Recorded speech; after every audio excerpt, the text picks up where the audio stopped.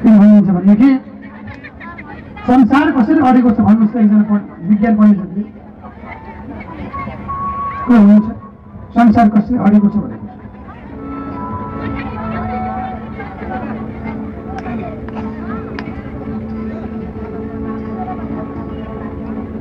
के छ भन्नुहोस् त What's the perspective of science about the existence of the world? संसारको अस्तित्वको विषयमा के छ विज्ञानको मत के को ताली हो यो शङ्करलाई हो संसारको अस्तित्वको बारेमा हामी सोध्थ्यौँ सानो सानो हजुरआमालाई यो कसरी अडिया होला भनेपछि हजुरआमा भन्नुहुन्थ्यो अरू केही पनि होइन बाबु यो त माछाले अडाएको 4 चुरमा माछा छ कि माछा भन्नुहुन्थ्यो अनि गएर यो भूकम्प गयो भने माछाले काँध फेरेको भन्नुहुन्थ्यो कहाँको माछाले काँध फेरेको त्यो माछालाई अडाउने चिज के होला त्योभन्दा अगाडि हाम्रो भागवती सङ्कर्षण भनिसकेको छ तपाईँ न्युटनको कुरा गर्नुहुन्छ भने न्युटनले मास ग्राभिटीको कुरा गर्नु जस्तै त्यो मैले फललाई माथि फाल्छु तल आउँछ सङ्कर्षण आकर्षण के हो भन्दाखेरि विज्ञानको भाषामा मास ग्राभिटी पिण्ड गुरुत्वाकर्षण भन्छ यो कुरा न्युटनले पत्ता लागेको हो र न्युटनले पत्ता लगाउनुभन्दा अगाडि ध्यान दिनुहोस् यता पहिले यहाँ सुन्नुहोस् कुरा अनि मात्रै अनि अरूले विद्यार्थीहरू आएर बाहिर धर्मावलम्बी आएर हाम्रो धर्मको विरोध गर्यो भने लैलैमा लागेर धर्म परिवर्तन गर्ने चलन पहिले यहाँ बुझ्नुहोस् अनि परिवर्तन गर्नु मेरो भनाइ यही हो सबभन्दा पहिला विज्ञान पढ्नेहरू पनि जानुहोस् हामी नचाउन र हँसाउन पैसा थपाउनु मात्रै आयो होइन केही कुरा यहाँले सन्देश पनि दिनुहोस् भनेर आएको मेरो आशय के छ भनेदेखि विज्ञानले के भन्छ भने मास ग्राभिटी संसार पिण्ड गुरुत्वाकर्षण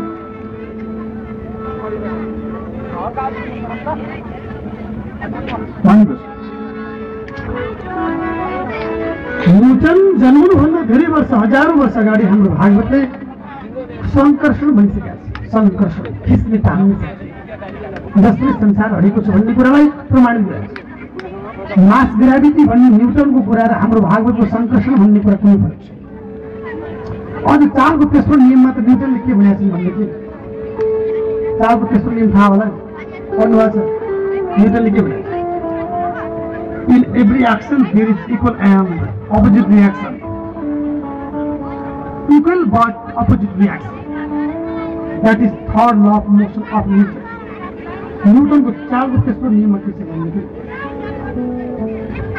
क्रिया र प्रतिक्रिया बराबर मानिसको कागज लगाएर दिनुहोस् हातमा बराबर भन्छ एक्सन इक्वल टु रिएक्सन क्रिया र प्रतिक्रिया बराबर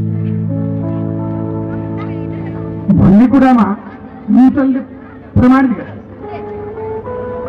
त्यो प्रमाणित गर्नुभन्दा अगाडि भागवतले शेष नाग भनिसकेको छ अन्तिम नाग भनेको शिर शेष भनेको अन्तिम शेष भनेको अन्तिम अवस्थालाई शेष भनिन्छ शेष र नागबाट समायोजित रूप सङ्कर्षण शक्ति आकर्षणले हटाएको छ भन्ने कुरा प्रमाणित गरेको छ शेष नागमा पनि शेष नाग भने सर्प होइन शेष नाग भनेको बराबर आदि र अन्त्यबाट सङ्कर्षण शक्तिले अडाएको छ भन्ने कुरा त्यो मास ग्राभिटीको नियम र भागवतको शेष नाग सङ्कर्षण भन्ने नियम एउटै हो त्यसले कसैले शेष नागले अडाएको कुरा ठिकै हो तर नबुझेर भने हो शेष नागले अडाएको शेष नाग अन्तिम र आदि र अन्त्यको समायोजन छ एक्सन र रिएक्सन बराबर अनि अर्थ अलिकति बढी वस्तु झरिहाल्छ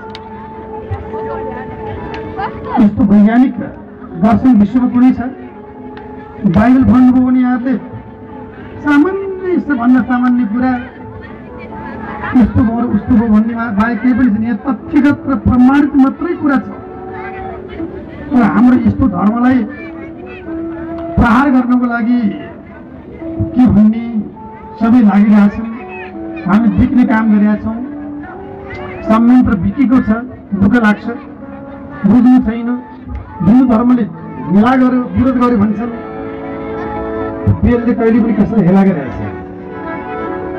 वेद त सबैको आधारशिला अरू धर्म दर्शनहरू त पछि एउटा व्यक्तिले ल्याएको दर्शनको आधारमा चलेको छ तर यो वेद वैदिक दर्शन न कसैले ल्याएको छ, यो न यसको आदि छ न अन्त्य छ। त्यसैले यो सनातन धर्म यो विश्वको उत्कृष्ट धर्म। एउटा विदेशमा अहिले गोरेहरू धेरै क्रिस्चियनहरू मैले हिन्दू बनेको मैले देखेँ। अमेरिका बेलायततिर अमेरिकाको हवाईमा हिन्दू ग्राम बनाएर बसेका छन्। तर यहाँ त पैसाको लोभमा चाहिँ धर्म परिवर्तन गराउने चलन यसरी हुने छैन।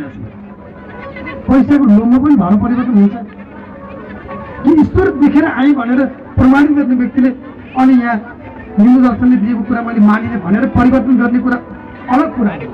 तर पैसा बाँडेर पनि परिवर्तन हुन्छ। त्यस कारणबाट हाम्रो दर्शन विश्वको उत्कृष्ट चाहिँ यहाँ पढ्नुहोस्, अध्ययन गर्नुहोस्, युवाहरू लाग्नुहोस्। मैले बार विचार लिएर भनेका छु। त्यसैले ईश्वरी शक्ति मनैभित्र हो, भागवती द्वितीय स्कन्धले प्रमाण गरेको छ। हरिराम प्रभुजीको घरभित्र बास दुनियाँलाई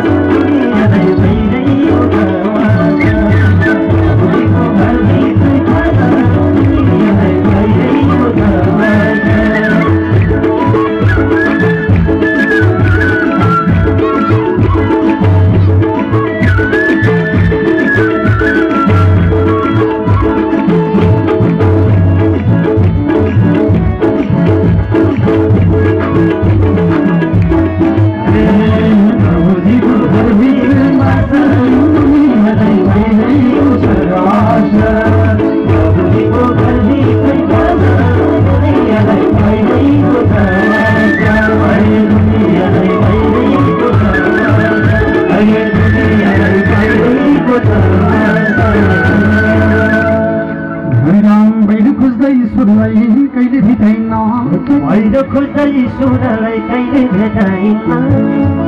प्रभुजीको घरभित्रैमा छ दुनियाँलाई भइरहेको छ। प्रभुजीको घरभित्रैमा छ दुनियाँलाई भइरहेको छ।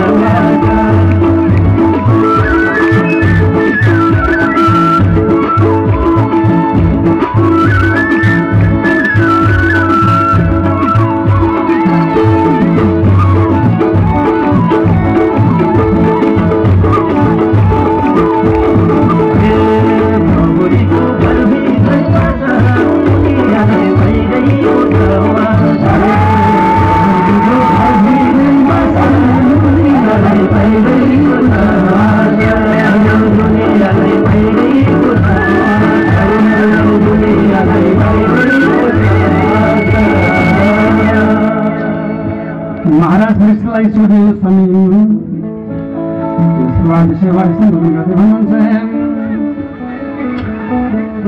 all वैकारिक तेजस में तामस भन्न पिण्ड शक्ति सत्तु रजतम जसमा ज्ञान शक्ति क्रिया शक्ति र द्रव्य शक्ति प्रधानमान हुन्छ। संसार यसरी चलेको छ। त्यही भएर हाम्रो भागवतले चाहिँ सत्तु रजतम भन्छ। तर बाइबलमा चाहिँ एपोलोनियनिजम डाइनोसियनिजम घाटीलाई शुद्ध पौराणिक सन्दर्भ घाटी भन्नुहुन्छ।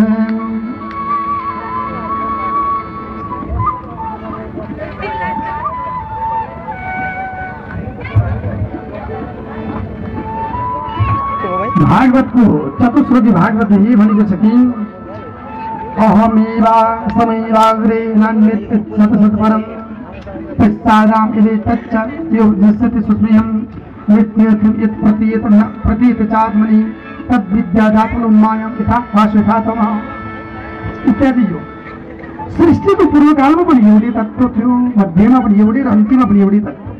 जुन